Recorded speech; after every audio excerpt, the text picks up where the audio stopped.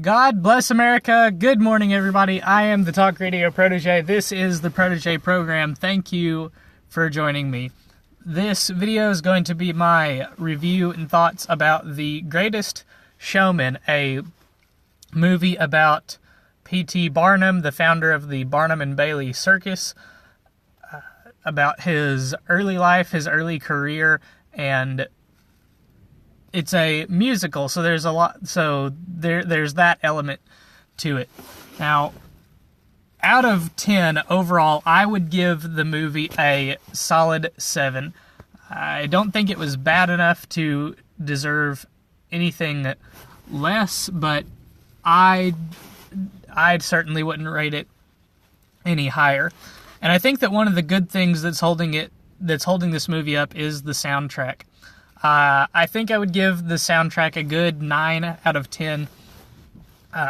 Leaving the theater, some of those songs did stick out in my mind. I did enjoy some of the musical numbers more than others.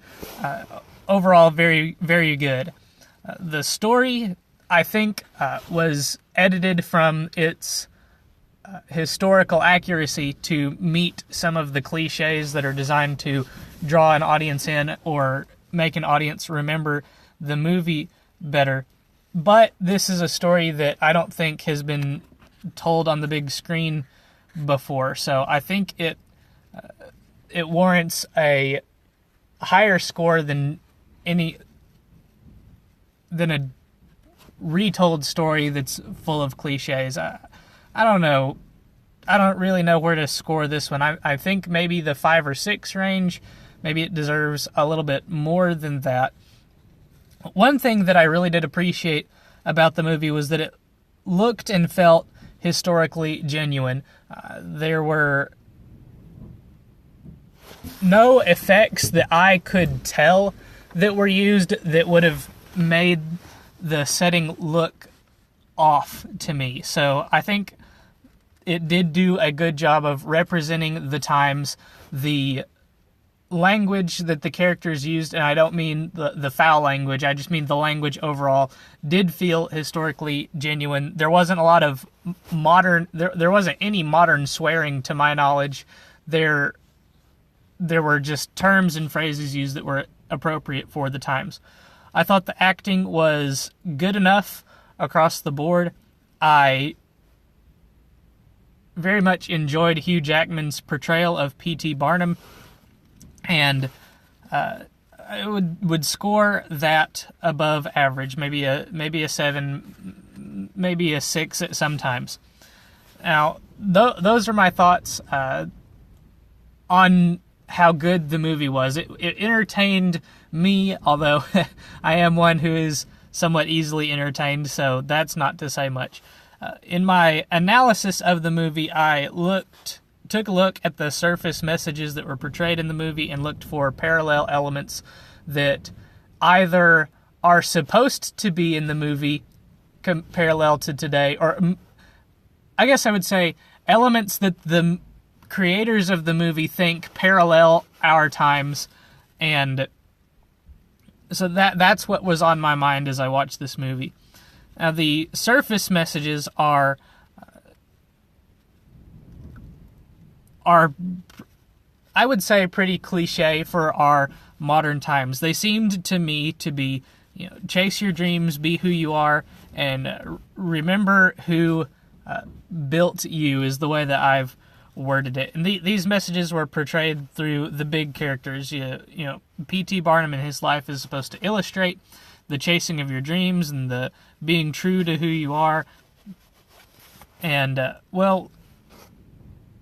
maybe not so much be who you are with Barnum, because he is more of the remember who built you message, because he goes through this progression of events that has him, being a poor person and then, trying to change to fit in with a more highbrow crowd.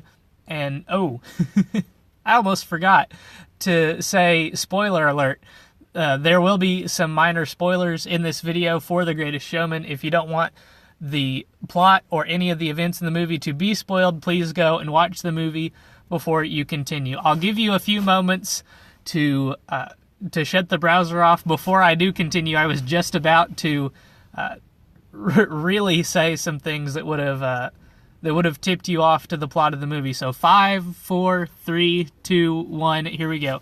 All right, so P.T. Barnum begins as a poor boy. He really builds himself up, builds his career, using somewhat underhanded tactics, but nevertheless builds himself into a relatively wealthy individual, wealthy enough to hire a bunch of employees, to purchase his own theater, to travel the world. He really tries to elevate himself into that highbrow society. He's really trying to demonstrate to the people of his past that he is in fact good enough to marry their daughters, to hang out in their crowds and that kind of thing. But he kind of loses himself in that pursuit, and when the end of the movie comes around, he realizes that it's more important to demonstrate loyalty, love, and respect for the people that helped you to get where you are, more than try and earn the affections of the people that have maybe put you down or that you want to respect you. One of the parallel elements in this movie, I think this makes a decent segue into that, is that the freaks are hated by white folks, rich and poor. Now, the freaks in the movie are the social outcasts, the weird-looking people. You do have some white people in the freaks. You had a I think he's a Russian. There's the super tall man who I think is Russian that PT calls Irish, whatever it may be. There's the bearded lady who is a woman of color. I thought she was black. Apparently she was not black. Maybe she was supposed to be Hispanic or something like that. But she's a overweight woman with a beard. So she's the freak in that nature. You have the black trapeze performers. You had the albino people. You had the guy with burn marks all over his face. And these freaks in the movie are portrayed as being hated by the working class whites and the society's elites. And, of course, in this day and age, they would have been all white. But I was surprised to see the social elites depicted in this way. And when you have a movie that's trying to virtue signal in this way, I wouldn't have expected the social elites to be depicted as hating the freaks, because, of course, the social elites don't hate the freaks. They're the highbrow people. They know better than the backwards hicks do.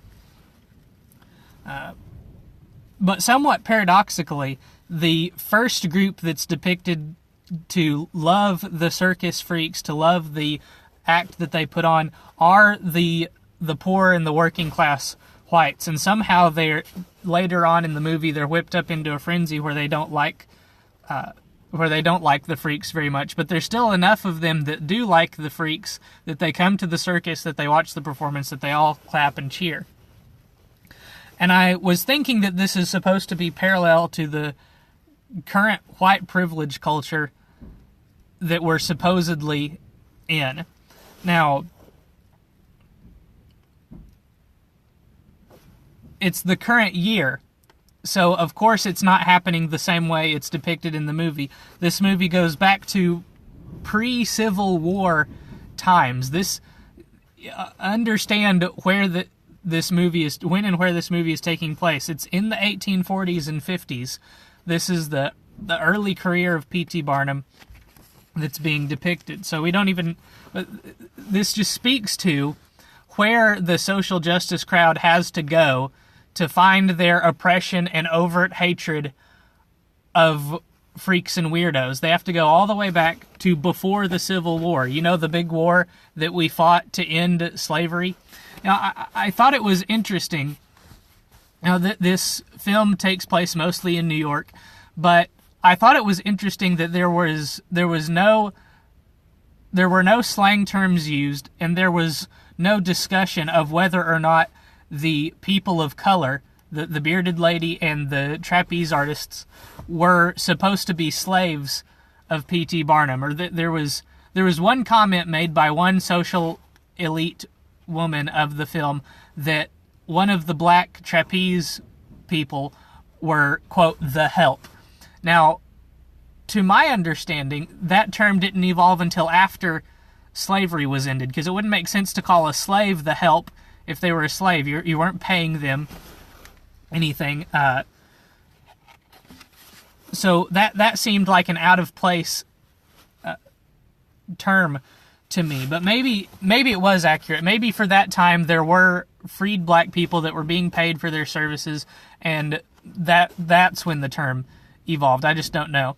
One other big complaint that I had about the film, after doing a little bit of research into the real P.T. Barnum's life, I couldn't find the character that was supposed to be Zac Efron named even once. Zac Efron plays a character by the name of Carlisle, and apparently this person never existed. So I thought that was strange. I was expecting for some time in the movie that the Bailey half of the Barnum and Bailey circus was going to come onto the scene, and this person never did. So I thought that was strange that Zac Efron, instead of being, and for the life of me now, I can't remember what his character's first name was or what Bailey's first name was, but it seems strange to me that they didn't just make Zac Efron Mr. Bailey, so that, spoiler alert, again, at the end of the film, when Zac Efron saves the circus by revealing that he's got a large pile of savings that they can use to purchase new land and to build a new establishment and to begin their circus again, why didn't they just, and he makes himself a 50-50 partner at that point in the movie, why didn't they just make him Mr. Bailey? Why did they have to change his character to be this fictitious person? But, one other thing. Whenever there's a virtue signaling movie like this, you're not interested in any of this or that picture. Whenever there's a movie that virtue signals like this, they love to virtue signal with the white and black coupling, and it's that's when you know that the virtue signaling is at its apex, because the number one thing that really is alleged to grind the gears of white Southerners is when a white person marries or has intimate relations with a black person. And it's depicted in the film. It's actually a white Northerner, Zac Efron's own family, that vocalizes their distaste for Zac Efron being seen with this black woman. And so when it's put on the screen and when it's force-fed to the audience, you know that's why they're doing it. You know they're doing it to poke the eyes of the white Southerners that might be watching the movie, because they know, or they think they know anyway, that white Southerners hate it when a black person and a white person get together. But the fact of the matter is, all of the race stuff and all of the freak stuff, all of what was depicted in the movie, everything that's supposed to be a jab at modern bigotry and modern Southerners, all the stuff that's thrown on the screen so that when people from the South or people that are bigoted go and watch it, they get all triggered and they get upset and they leave the movie mad, is not actually happening today. There's not massive crowds of people that will get into brawls and throw things at quote-unquote freaks because of the way that they look. There's not crowds of people. There's not people that will look with shock and disgust on their face at a black and white couple if they're holding hands walking down the street. This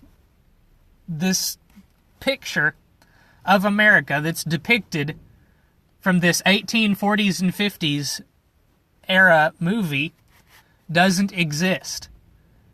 But in the minds of the social justice warriors, in the minds of the virtue signalers that want you to go to this movie and get mad, it does.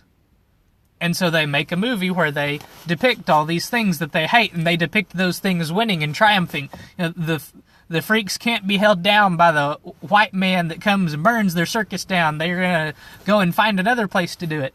The white man and the black woman that want to get together don't care about how much you hate them. They're going to do their thing anyway. That this doesn't exist in today's America. But we're going to continue to be shown images like this. If it doesn't exist now, Hollywood wants to make it so that they can be right. It's much the same way that the left has looked for and sought out Nazis. It's much the same way that the media gives the alt-right and white supremacists and white nationalists the big platform that they do, because it was Diversity in Comics that put it this way: the demand for Nazis is much greater than the supply. Nazis and white supremacists are invaluable because they are such a terrifying boogeyman for the left. So if they have an opportunity to make some more, they're going to take it because they want more white supremacists and Nazis, because they can use those elements to terrify their base, to terrify the people suffering from white guilt, to terrify all of the minorities of all stripes and creeds, because of the historical context that exists around Nazis and white supremacists. That's all that I have to say at this time about this film. All in all, I thought it was entertaining. If you can allow yourself to forget about the political subtext, to forget about the jabs in the eye that are supposed to be coming for you from this movie, then I think you can be entertained by the film. You can certainly be entertained by the soundtrack. I thought that there were especially a couple of numbers of the soundtrack that are very upbeat, that are very uplifting, that get you feeling like you can go out and conquer the world. The opening number for the film really gets you excited for the film. All in all, overall, an entertaining film, if it was not... and I think it covers a little bit for... all the political jabs in the eye that are supposed to be coming your way. Of course, if this isn't your kind of film, you're obviously not going to enjoy it. If you're not one for musicals, then this isn't the film for you. It's definitely a musical. But thank you all for watching. I hope that you enjoyed. If you did, make sure you leave a like, subscribe, and hit the bell for notifications so that you don't miss more videos like this that I'm sure will be coming in the future. If you don't want more film reviews, if that's not what you're coming to this channel for, make sure you let me know in the comments. I'm sure in the future, if there is demand for movie reviews like this, I'll be able to find a way to incorporate that into some of my content. But again, thank you for watching so much. Have a wonderful day. Until next time, God bless.